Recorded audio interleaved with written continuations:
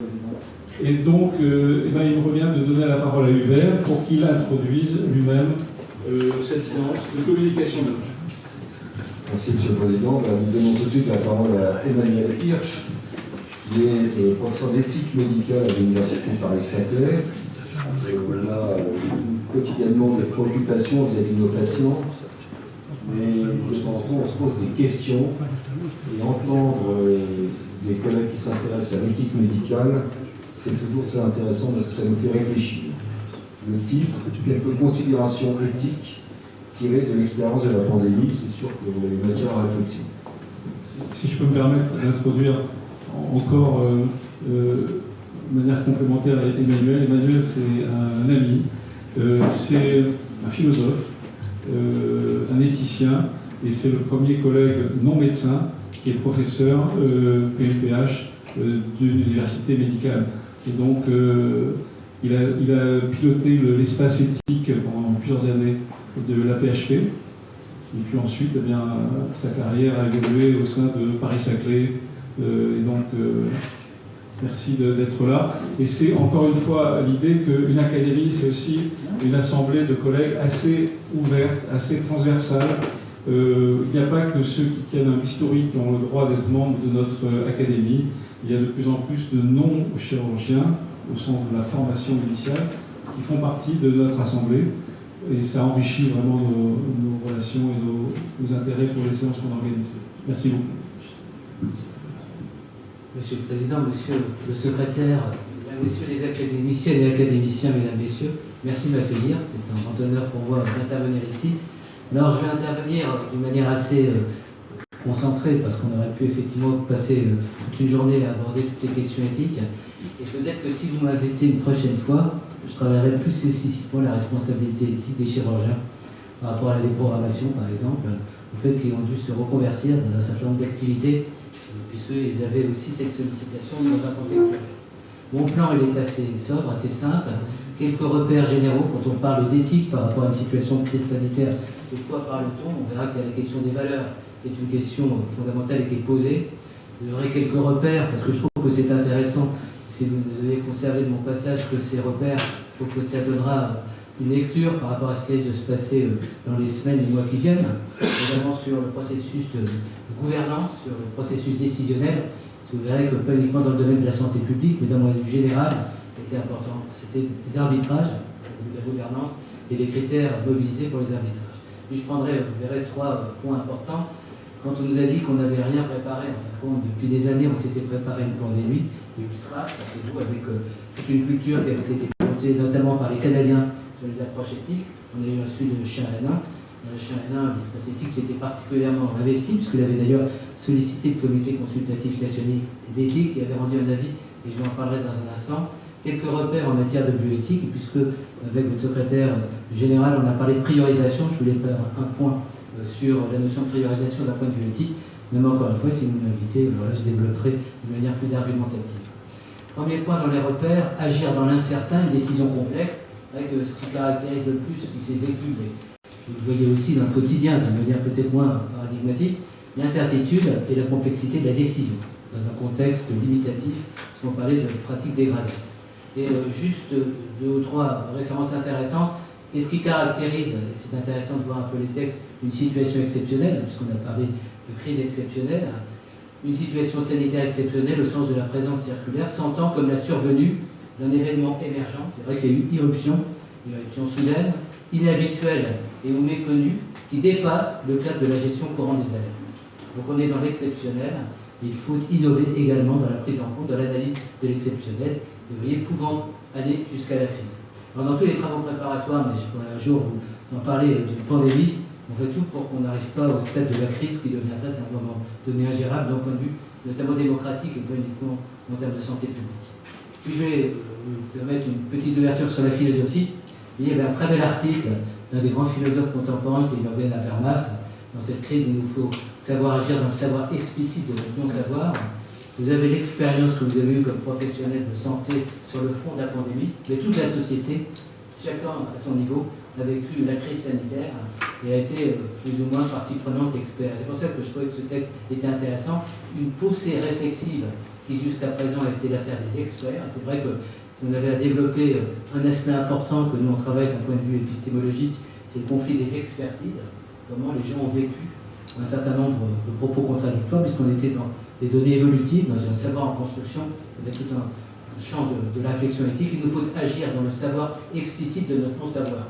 La relation entre savoir et non-savoir, tous ces paradoxes, notamment vous l'avez vu dans la prise de position d'un certain nombre de vos confrères ou consoeurs, qui devaient affirmer un certain nombre de positions tout en sachant qu'elles étaient évolutives. Mais on avait besoin quand même de repères. La nette conscience des limites du savoir, des virologues qui les conseillent. Vous savez qu'en matière d'éthique, un des aspects les plus intéressants de la réflexion, c'est où se situent les limites de nos capacités de compréhension et jusqu'à quel point on ne rentre pas dans un monde d'incertitude qu'il faut trouver malgré tout les moyens de gérer. Et vous voyez, la scène où se déroule une action politique plongée dans l'incertitude aura rarement été éclairée d'une manière aussi crue. Et c'est vrai que pendant des mois, notamment à travers le premier confinement, les gens ont vécu en direct, devant leur écran de télévision, à la fois les prises de position politiques, avec leur capacité de les analyser au niveau de leurs conséquences sur leur vie personnelle, sur leur vie intime, avec le côté intrusif. Ils ont vu aussi comment la science évoluait dans ses discours, comment les médecins intervenaient, puis toutes les mesures qui ont été mises en place, quelquefois d'une manière discrétionnaire, sans qu'il y ait vraiment de débat public. Je ne vais pas détailler, mais c'est des éléments à prendre en compte dans l'approche éthique. Un autre élément, et ce sera le dernier élément un peu liminaire au niveau théorique, vous voyez, c'est un philosophe aussi, la confiance publique dans le discours scientifique. L'adhésion à des choix collectifs ne peut pas simplement découler de la contrainte politique, ni de la révérence pour l'autorité de la science. C'est vrai que la France, la science, a pris un certain nombre de coups pendant cette période de pandémie. Maintenant, il faut réhabiliter un rapport de confiance qui a été, pour certains, assez entamé. Là, malgré le fait qu'on a pu bénéficier, par exemple, d'un vaccin ARN très rapidement, mais il y a quand même toute une défiance à l'égard des politiques. La construction démocratique, et c'est important, la construction démocratique des choix collectifs, présence des ressources pour assurer la confiance nécessaire à une politique de santé publique, car la diversité des jugements personnels, un cas de reconnaissance et de mise en débat, vous avez vu ça, je ne vais pas vous lire chaque mot, comme dans le compte rendu tout à l'heure, mais oui, ce qui a probablement été le plus grand déficit, c'est le déficit en démocratie en santé. C'est-à-dire aujourd'hui, le premier retour d'expérience, il y a tout un ensemble d'éléments de l'intelligence collective, du savoir expertable, ne serait-ce que des associations et des personnes malades, qui ont été négligées. Donc c'est un point à prendre en compte, puisqu'on est dans la perspective de ce qui va suivre dans les mois qui viennent et dans les années, avec des crises probablement récurrentes. Alors maintenant, une deuxième approche dans les cadres généraux, une mise à l'épreuve de nos valeurs, et ça c'est très important. Et vous avez un avis de 2009, donc on est dans la dynamique du H1N1, c'était nous, c'est l'Association d'Île-de-France, qui avions saisi le CCNE, qui à l'époque d'ailleurs ne considérait pas que c'était une urgence que de se prononcer sur un risque de pandémie. Et le texte est remarquable pour lutter contre l'extension du virus en conciliant efficacité stratégique et exigence éthique.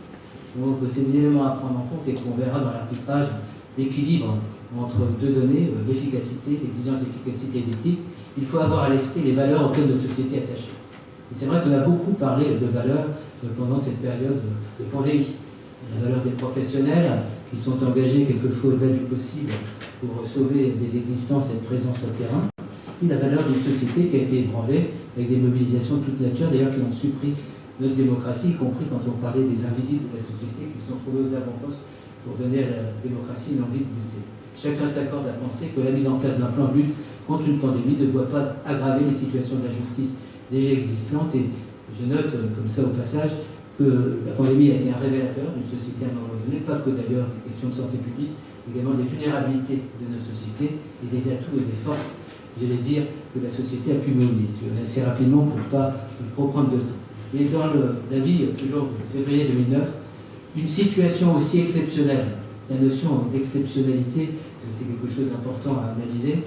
Pourquoi c'est exceptionnel, par rapport à quoi, pourrait conduire à remettre en question, et c'est important, la hiérarchie des valeurs qui font les recommandations relatives à l'éthique, notamment dans le domaine de la santé. Et il n'y a pas uniquement la relativisation, mais la hiérarchisation. Et c'est vrai qu'en matière de décision éthique, politique, de gouvernance dans une pandémie, l'important c'est comment on hiérarchise ce qui importe par rapport à ce qui importe moins, ou ce qui importera peut-être davantage demain qu'aujourd'hui. Et c'est vrai que les arbitrages, les critères d'arbitrage sont absolument fondamentaux. Alors, quand vous regardez par exemple toute la déontologie médicale, vous voyez qu'il y avait des fondamentaux ont été un petit peu irréprendés, notamment dans le côté sélectif, dans un certain nombre de choix, dans un contexte où tout n'était pas possible. C'est pour ça qu'en matière d'éthique, quand on aborde des questions de crise, on pense au préférable. C'est-à-dire comment viser le préférable et se dire qu'il va falloir survivre à une crise en préservant autant que se faire des valeurs fondamentales. Et quelles sont ces valeurs fondamentales? C'est des questions qu'on peut se poser en matière de santé publique quand l'intérêt individuel d'une personne peut être mis au regard de l'intérêt collectif. On a eu encore la chance d'avoir assez rapidement un vaccin. On a regardé le taux là, les crises futures. Peut-être qu'on ne se retrouvera pas dans une configuration aussi satisfaisante. Et vous voyez, ce qui est intéressant, c'est peu de temps après l'avis du CCE2, dans le plan de prévention de la lutte, donc du CHDN, un consensus sur des valeurs éthiques partagées sera indispensable pour préserver la cohésion de la société. Alors, je ne sais pas qui a incarné le consensus. On a eu heureusement le chef de l'État, qui, je citerai un des éléments de langage, qui a incarné un consensus à travers ses prises de position, mais il n'y a pas eu vraiment recherche d'un consensus, il n'y a pas eu vraiment débat, y compris lorsque vous regardez ce qui s'est passé au Parlement, même s'il y a eu beaucoup de discussions au Parlement, c'était pourtant plutôt pour valider les positions et les décisions qui étaient prises en Conseil de sécurité sanitaire par une personne qui a été réélue président de la République, et donc qui agira, à mon avis, demain de la même manière. Donc le consensus, à mon avis, est un consensus unilatéral, et peut-être tant mieux, parce que quand vous discutez avec le décideur politique, il dit qu'on n'avait pas peut-être le temps de discuter de tout et d'apporter une argumentation critique qui nous aurait fait peut-être passer à côté des décisions importantes qu'il fallait prendre en solitaire et assumer. Et vous voyez, le 13 mars 2020, donc on était sur 2009, le Comité consultatif national d'éthique, c'était une décision de Jean-François Delfraissy, dont je précise que Jean-François Delfraissy était militant des années SIDA, on l'a connu, engagé avec des engagements forts, avec la NRS, avec des engagements forts sur Ebola. Quand il a été nommé à peu près le même jour au Conseil scientifique Covid-19, avec Françoise Barré-Senoussi, qui elle était au Caire, nous pensions, certains d'entre nous, qu'on allait reprendre le modèle de la pandémie, qui avait été la pandémie du VIH-Sida, et qu'un certain nombre des éléments acquis, notamment au niveau de la démocratie sanitaire, allaient être repris. Ce qui n'a pas été le cas, ça fait partie d'une déception de plus, mais néanmoins, on a un très bel avis du CCNE. Vous voyez, le contexte, quel qu'il soit, ne peut modifier les principes éthiques. On parlait de hiérarchisation, là on est beaucoup plus dans quelque chose de radical, même si une situation inédite, comme celle provoquée par la lutte contre l'épidémie, peut contraindre seulement à les hiérarchiser provisoirement, mais de manière argumentée en toute transparence. Vous voyez, donc on est dans quelque chose de plus subtil, de plus nuancé. La vraie question, c'est la question de provisoire. Je donne un exemple qui est d'actualité aujourd'hui. Il y avait un article dans Le Monde hier sur des soignants qui n'ont pas été vaccinés et qui ont été pendant quelques mois répudiés. Est-ce qu'on doit les réintégrer ou pas, puisqu'on parle de temporisation, de provisoire, mais de manière argumentée en toute transparence. Le fondamental en matière d'éthique, c'est l'argumentation, quelle qu'elle soit. L'argumentation doit être pluraliste, donc il faut se donner le temps. Il y a eu le moment initial de la pandémie, mais il faut se donner le temps de l'argumentation. C'est pour ça que nous, on a observé à l'espace éthique la mise en place de cellules d'éthique, pas que des cellules d'éthique, d'approche pluridisciplinaire, qui étaient amenées à arbitrer des décisions, mais d'une manière argumentée, de la manière que quand vous prenez une décision collégiale, vous la tracez, elle est argumentée, vous avez des avis qui peuvent être contradictoires, mais à un moment donné, vous prenez une décision, vous l'assumez, et la notion de transparence est tout à fait fondamentale. Et là, ce qui reste quand même en résidu de ce qui s'est passé, c'est le sentiment que la loyauté n'a pas toujours été au rendez-vous. On était très incitatif, passe vaccinale, passe sanitaire, mais est-ce qu'on était vraiment dans la transparence? Est-ce que tous les éléments étaient mis à la disposition de la société pour comprendre les enjeux? C'est une histoire qu'on pourra réécrire par la suite. En tous les cas, telle qu'elle a été rédigée pendant ces mois, on peut pas dire qu'elle était totalement au rendez-vous d'éthique. Les décisions qui seront prises, quelle qu'en soit la nature, doivent répondre à l'exigence fondamentale du respect de la dignité humaine. C'est intéressant puisque ça renvoie au grand principe de la bioéthique, c'est-à-dire que la valeur individuelle de chaque personne doit être reconnue comme absolue. Vous voyez que dès que vous formulez une position de cette nature, un principe de cette nature, vous voyez qu'au quotidien, on est confronté à des dilemmes. Certains d'entre vous ont été confrontés à ces dilemmes, c'est-à-dire est-ce qu'on priorise une personne par rapport à une autre, selon quels critères, et selon les contextes et les moyens dont on dispose, entre les moyens dans un très grand CHU et les moyens dans un pays qui est dépourvu de système de santé, on est dans des configurations très très différentes. Je mets et je pose parce que je trouve que c'était assez intéressant, il y a tout un ensemble d'éléments de langage. Je trouve que d'ailleurs le président de la République était, du point de vue en tous les cas, de ses prises de position souvent très éthiques, notamment lorsqu'il a de manière frontale considéré qu'on ne laisserait personne sur le bord du chemin et que les personnes vulnérables, notamment en EHPAD, seraient dignes de nos soins, notamment des premières vaccinations. Mais je trouve que c'est une formulation très belle. C'est donc un juste équilibre qu'il nous faut sans cesse rechercher, sans jamais perdre de vue un principe intangible pour nous. Rien n'est plus important que la vie humaine. Mais dans cette formulation, on a quelque chose de l'ordre effectivement de la pratique de l'éthique au quotidien, c'est-à-dire comment dans une situation contradictoire trouver le bon équilibre. Trouver un équilibre, qu'est-ce que c'est? C'est viser le juste. C'est des questions en tous les cas qu'on pourrait aborder, détailler. Mais ce que j'ai trouvé tout à fait important et qui était l'objet de beaucoup de polémiques, y compris de grands intellectuels comme André Comte-Sponville, pour nous, rien n'est plus important que la vie humaine. Est-ce que dans une situation de crise sanitaire, on peut considérer que le fondamental des fondamentales, c'est préserver la vie humaine? Et oui, préserver la vie humaine, je ne vais pas détailler ce point de vue, a fait l'objet de nombreuses discussions.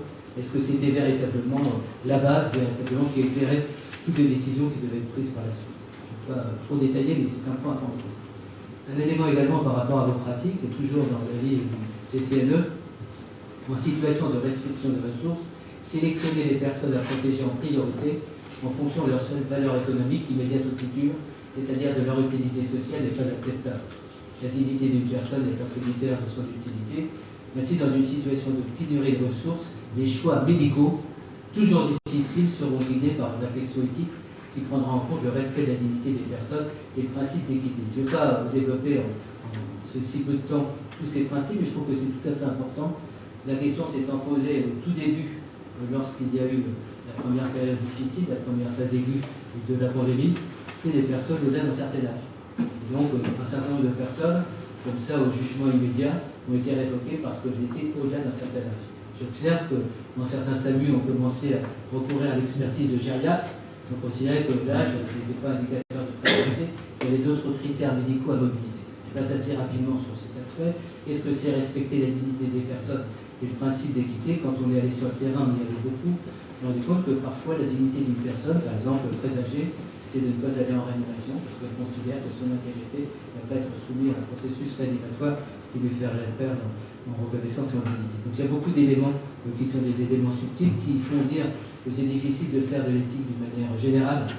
L'approche éthique est toujours une approche singulière, particulière, et ne peut pas être universalisable, même si les principes et les repères peuvent l'être. Je passe assez rapidement là-dessus.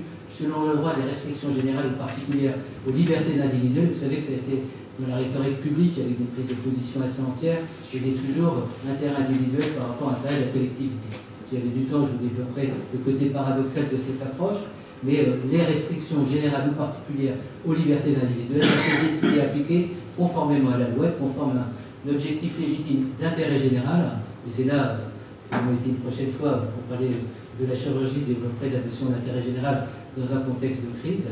Être proportionné, soyez attentifs, puisque beaucoup de textes bioéthiques on parle de proportionnalité et de justification. Qu'est-ce que c'est une décision proportionnelle par rapport à quoi? Strictement nécessaire, et c'est très important, notamment un certain nombre de mesures discrétionnaires se sont avérées non nécessaires, non justifiées a posteriori. Qu'est-ce qu'elles signifiaient? Qu'est-ce qu'elles voulaient dire à la société, notamment dans des contraintes qui n'étaient peut-être pas toutes argumentables. Pour atteindre cet objectif, sans comporter de mesures déraisonnables ou discriminatoires, et être définies comme tenues des données actives de la science, en particulier sur leur efficacité.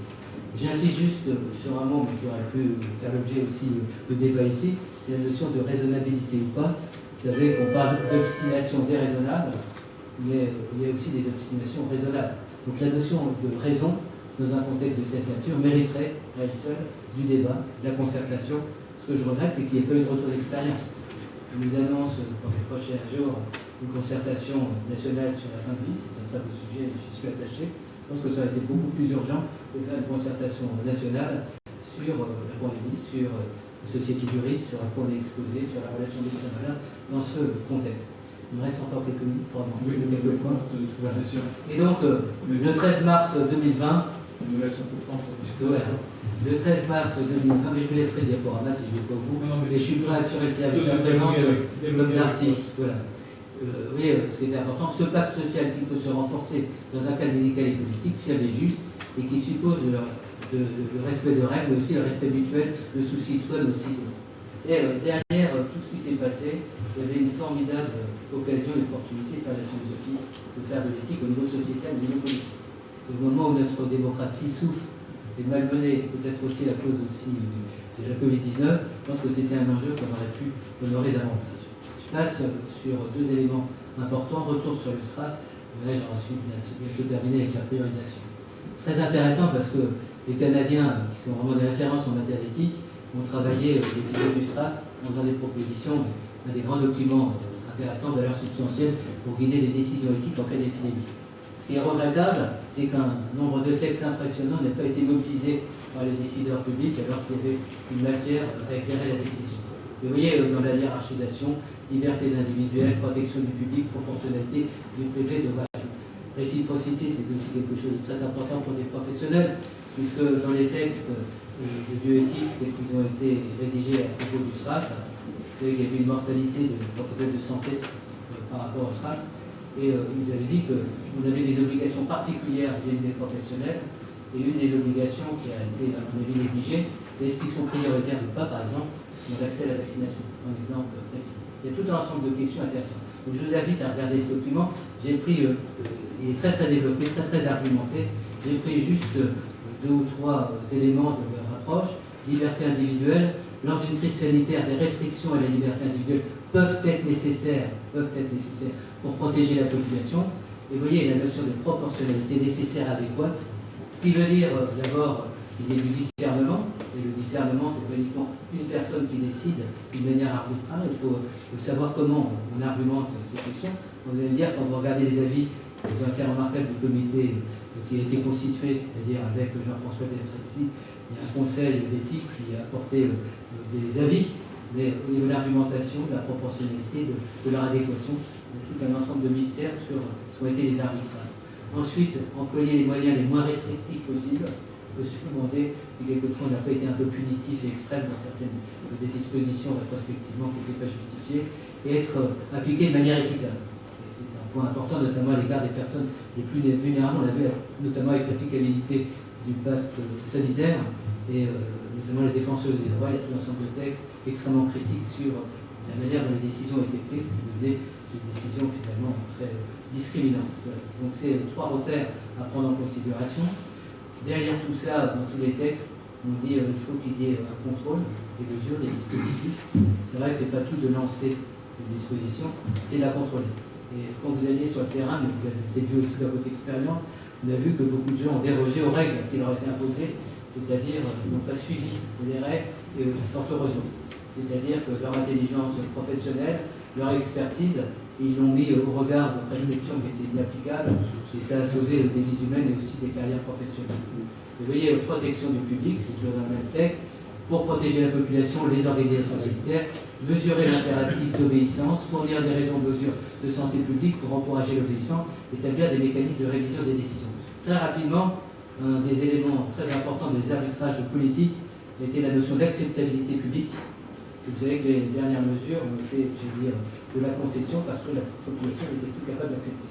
Et on était arrivé à un niveau où le manque véritablement de concertation, le manque véritablement de création des éléments et des espaces qui va permettre des gens de s'approprier véritablement le processus décisionnel, avec des gens résister. Et donc, mon inquiétude à titre personnel, on verra si ça s'avère vrai ou pas, si demain on se retrouve vraiment avec un rebond significatif de la Covid-19 ou d'une autre crise de cette nature, il n'est pas du tout évident qu'il y ait la même acceptabilité, à la fois de la population dans son ensemble, avec l'expérience d'intérêt, et des professionnels. Donc c'est un élément politique tout à fait important. C'est pour ça qu'on demandait un retour d'expérience. Je pourrais vous l'argumenter dans le détail, mais peu importe. La notion de proportion. Merci d'accélérer, Charmy, merci. Donc, vous voyez, la notion. Je vais juste réciprocité, je vais aller juste sur la question de, pour faire plaisir à notre secrétaire général, priorisation. Alors, parce que vous avez parlé de priorisation, je trouve que c'était intéressant. Qu'est-ce que c'est prioriser? Alors que finalement, chaque personne est prioritaire, en quelque sorte, dans la relation. Et juste deux éléments. Il y a eu, rappelez-vous, le 13 novembre, donc on est au tout début, un très beau texte d'André Grimaldi et Jean-Pierre Vernant. Certes, les décisions doivent rester médicales, collégiales, strictement individualisées et expliquées, mais elles devraient être guidées par des principes, je vous laisse assez rapidement le dire, mais il faut affirmer que pour un médecin, il n'y a pas de vie socialement plus utile qu'une autre. C'est vrai que c'était dans un contexte où on voyait à travers un certain nombre de marqueurs que les décisions étaient prises d'une manière assez aléatoire, pour ne pas dire assez regrettable. Mais dans la discussion qu'on a eue, c'est vrai que c'est assez intéressant. Un des rebonds intéressants a été le débat vaccinés, non vaccinés.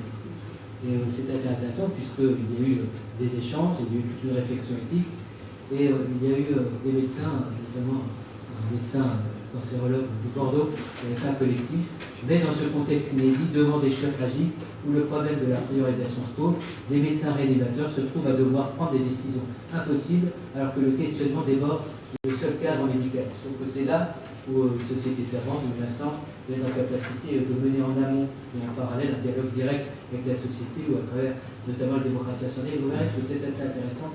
La SPAR a eu une très très grande approche, il y avait déjà des approches en amont, mais une approche intéressante. Prioriser l'initiation des traitements en réanimation et leur poursuite est indispensable pour sauver. Mais vous voyez ce qui est dit, cette priorisation pleinement éthique, si elle s'appuie sur des éléments objectifs et partagés préalablement par tous pour éviter que tout arbitraire et garantir l'équité. Vous pourrez voir le diapo si vous voulez par la suite, quand vous les relirez, mais ce qui est intéressant, c'est l'anticipation. Je dirais qu'aujourd'hui, ce qui me frappe, c'est que d'un point de vue public, nous ne sommes pas dans cette exigence d'anticipation, alors qu'on sait que d'une manière ou d'une autre, ce qui s'est passé appelle véritablement un décryptage, un retour sur cette expérience et une anticipation de ce qui va se passer. Et vous voyez, cette approche envisagée seulement lorsque les facteurs pronostiques strictement médicaux ne suffisent plus à décider. Et comme observateur finalement d'éthique de terrain, je pense que la meilleure éthique, c'est les bonnes pratiques.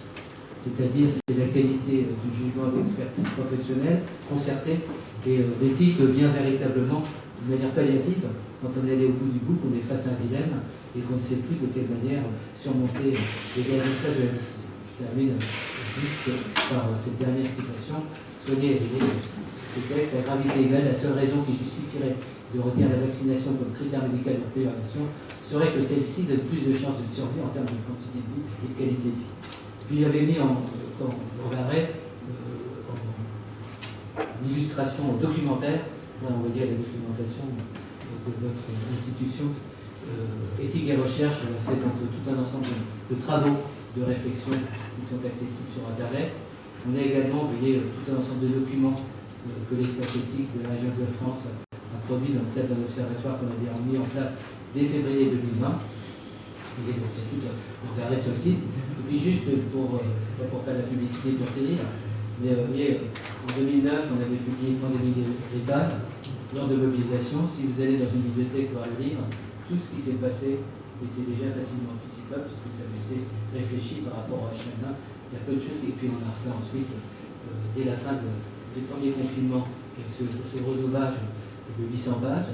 Et ce qui est assez intéressant, et je termine sur ce point, c'est qu'on a sollicité les professionnels du terrain, les gens des sciences humaines et sociales, et que la plupart des approches qu'ils ont eues ont été considérées comme l'une des non-avenues dans la décision publique. Voilà, merci de votre attention.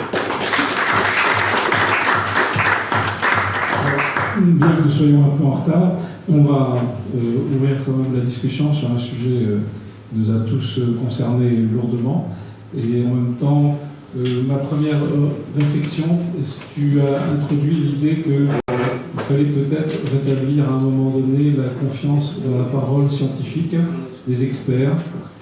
Or, il s'est trouvé qu'on a tous eu le sentiment qu'on avait un certain nombre de millions d'experts en virologie qui s'exprimaient sur les plateaux, dans les réseaux sociaux, et qui n'avaient aucune légitimité réelle pour prendre la parole. Néanmoins, ils ont été interrogés et ils ont pris la parole.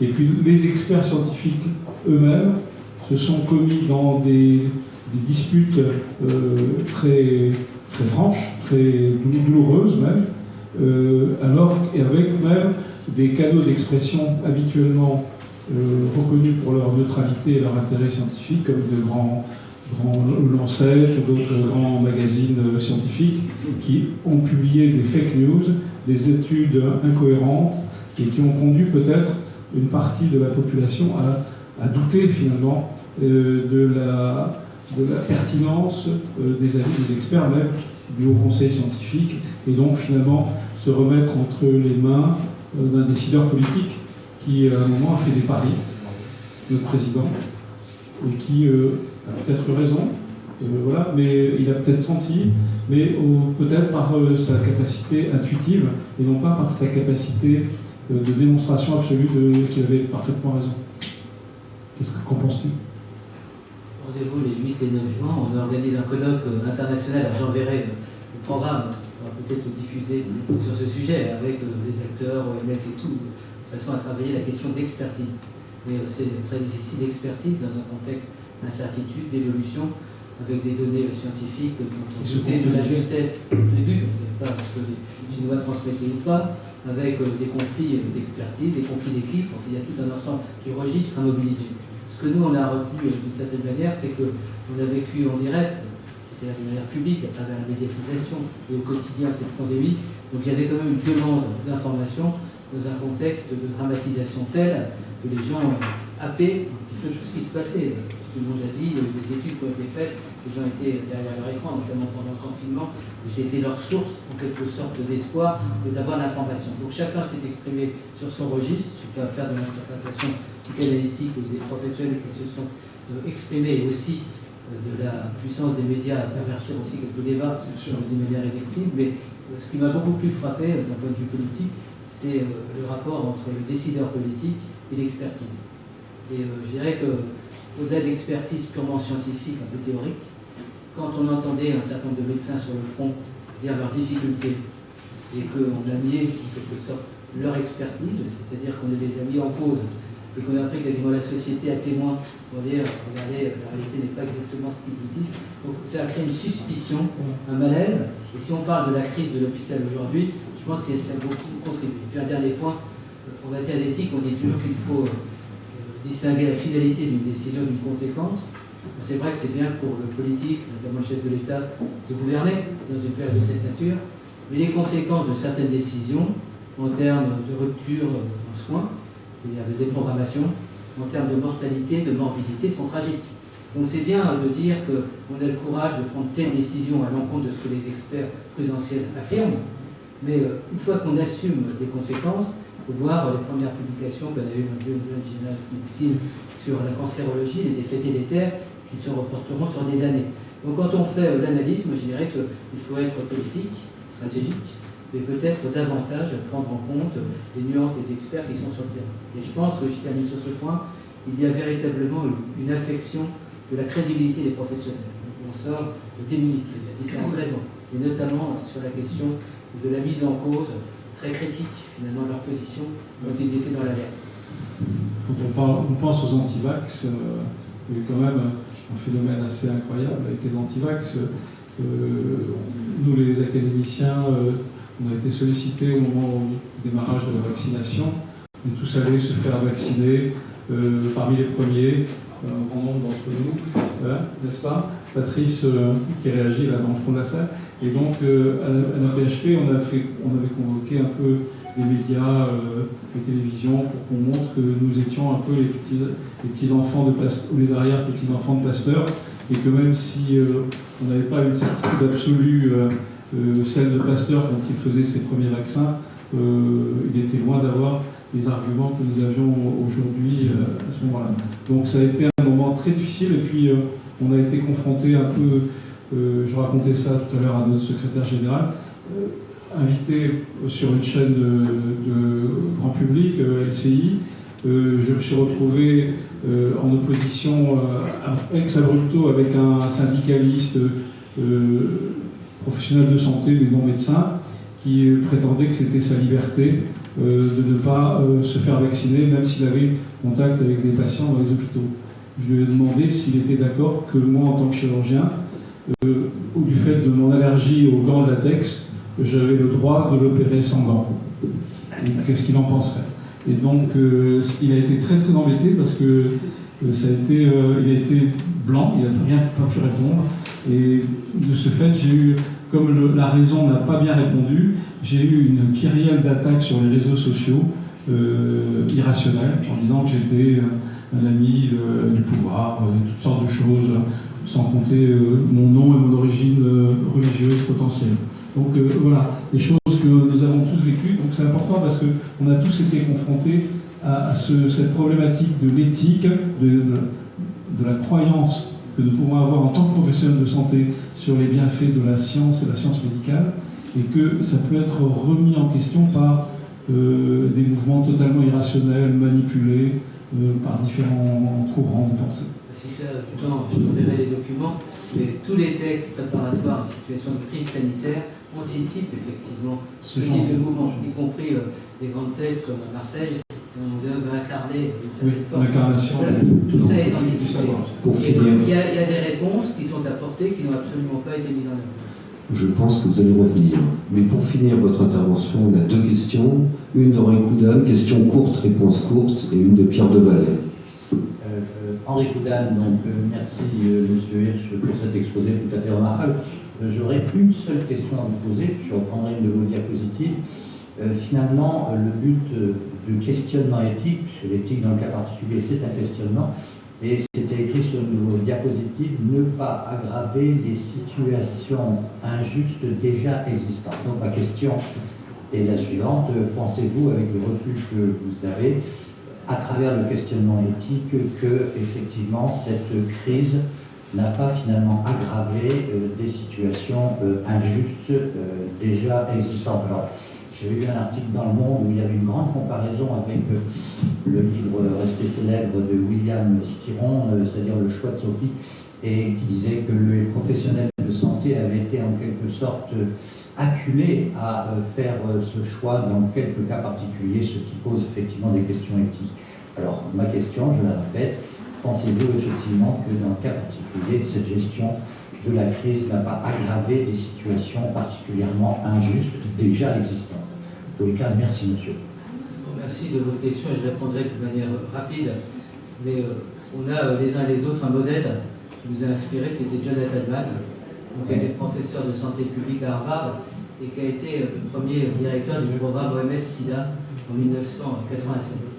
Et il disait, quand on est face à une pandémie, on doit aborder la question du point de vue des droits des personnes et notamment des plus vulnérables. Et à l'ANRS, les gens comme Jean-François Delfrécy et ses prédécesseurs avaient tout un domaine de sciences humaines et sociales pour identifier les personnes les plus vulnérables, notamment les catégories socio-professionnelles, notamment les gens par leurs préférences sexuelles, notamment par leur vulnérabilité économique. Et on a vu tragiquement, notamment, c'était un peu le symbolique 93 pour la région parisienne, comment les gens les plus dépourvus, en quelque sorte d'accès à une information, à une prévention, à une capacité de s'approprier des connaissances, ont été les plus démunis et les plus vulnérables. Ça n'a pas été comme ce cas, comme les États-Unis viennent de déclarer il y a quelques jours qu'il y a eu 1 million de victimes. Parmi ces victimes, on sait très très bien que c'est une catégorie plus spécifique qui a été touchée. Donc la question, elle est posée, et dans tous les travaux préparatoires dont on a pas tenu compte sur une pandémie, il est dit que la première des démarches, c'est d'identifier les personnes plus vulnérables que d'autres. On l'a vu ensuite en matière de pathologie, qui exposaient plus que d'autres des personnes, et surtout de développer aussi des stratégies de l'aller vers. Ça a été dit pour les personnes âgées, et vis-à-vis des personnes les plus démunies. Et voilà, donc pour répondre à vos questions, si vous me donnez vos coordonnées, je vous enverrai les références de tous ces textes qui vont dans ce sens de la santé communautaire. Bien, merci. Pierre Devalet. Vas-y, on te donne la parole. Le micro. Voilà, alors j'ai mis le micro. Vous m'entendez? Oui. Parfaitement. Très bien. Très bien. Oui, bonjour Monsieur Hirsch, je vous remercie beaucoup. Je suis très admiratif des travaux que vous faites. Je vous poserai une question, c'est l'opposition entre, j'allais dire, population et personne. Et j'ai écrit ma question pour être plus rapide. Ne croyez-vous pas que beaucoup de difficultés rencontrées par les commentateurs et les analystes ont pour origine une confusion entre les principes de santé publique et les valeurs philosophiques mises en jeu dans l'éthique de la médecine de la personne, qui est individuelle?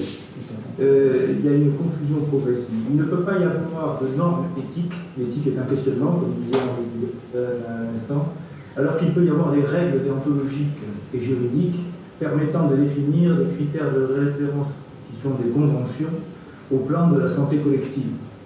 Et on est passé progressivement d'une médecine de la personne, c'est-à-dire à chacun selon ses besoins, et qui est chaque fois dans une relation duelle, individuelle, entre le médecin, le dialogue des consciences, qui était à la base de toute la médecine, et on est passé progressivement dans une santé de la population, qui est une entité à part, collective, et avec une règle qui est le mieux possible pour le maximum de personnes, ou le maximum de gens, d'individus, qui ne sont plus justement de la personne. Donc on est passé d'un droit de la personne d'une considération de la personne à une considération de l'espèce humaine, de la population, avec, je ferai un clin d'œil à ce que Alain Suclot avait dit, la gouvernance des nombres. Merci. Pour protéger le maximum de gens. Mais Merci, vous avez écrit votre question. Bien, merci beaucoup. Merci, on va répondre rapidement. Merci. La question est tellement bien formulée qu'elle est une réponse, ce qui m'évitera d'avoir à faire les commentaires. Donc d'abord, merci de votre analyse, mais tenez compte d'un fait. Les années SIDA, c'est les années d'une mobilisation associative, avec une mobilisation de la société. C'est la naissance de la démocratie en santé, avec l'émergence d'une nouvelle figure de la personne malade et de son expertise. Et là, on est dans une société très individualiste. Et le reproche qu'on a fait aux instances publiques, rappelez-vous, au tout premier temps de la pandémie, c'était d'infantiliser les gens, alors que dans le domaine du sida, on a cherché à responsabiliser les gens, à les faire les acteurs, en quelque sorte, de la lutte contre le VIH-sida. Et c'est deux dimensions différentes. C'est pour ça que j'ai évoqué au départ un espoir, quand j'ai vu Jean-François Delfraissy qui me dit je prends le conseil scientifique, et que j'ai vu Françoise Barré-Sen aussi, parce que je pensais que le modèle sida allait être transposé. Et je t'avais reçu, vous regarderez un avis du Conseil national du sida de mai-juin dernier, parce que je crois que c'était juillet, il y a un an, est assez extraordinaire. Le Conseil national du sida dit c'est dommage qu'on n'ait pas pris en compte le Conseil national du sida avec l'expertise qu'on avait développée. Donc pour répondre à votre question, c'est vrai que depuis la loi du 4 mars 2002, on parle beaucoup d'autonomie de la personne, c'est bien l'autonomie, mais chez Kant, il n'y a pas d'autonomie s'il n'y a pas un sens de l'universalité. Donc il y a toute une pédagogie à faire, et je pense qu'on aurait pu aller plus loin, et je termine sur ce point, pour faire une pédagogie de la société. Qu'est-ce que c'est le vivre ensemble? Qu'est-ce que c'est le vivre avec? Qu'est-ce que c'est les valeurs de la démocratie? Comment survivre dans un contexte de crise en concédant, sans considérer qu'on entrave nos libertés quand c'est l'intérêt général et l'intérêt supérieur? Toutes ces questions, vraiment c'est ça qui me frappe, étaient des questions qui auraient pu être travaillées à travers des références, puisque tout ça avait été anticipé par rapport au H1N1. Donc la vraie question, c'est qu'on se retrouve dans une situation transitoire, on ne sait pas où elle va nous mener, on n'a pas retravaillé, d'un point de vue sociétal, toutes ces questions. Merci de votre attention. J'ai essayé le plus bref dans ma dernière réponse. Oui, merci. Merci beaucoup. L'Académie fait communément une session sur l'éthique chaque année, mais enfin les années sont parfois courtes, elles ont été parfois un peu compromises. Et il est clair qu'il faudra reparler de tout ça, peut-être en ayant avec plus de recul, et qu'on n'a pas épuisé. Merci beaucoup pour votre intervention. Une véritable journée débat, pas seulement une petite séance, parce que là, il y a beaucoup de choses où on aurait pu débattre. En tous les cas, merci, et je crois que c'est cet esprit que nous voulons essayer de développer au sein de l'Académie de chirurgie, comme c'est un peu sa tradition.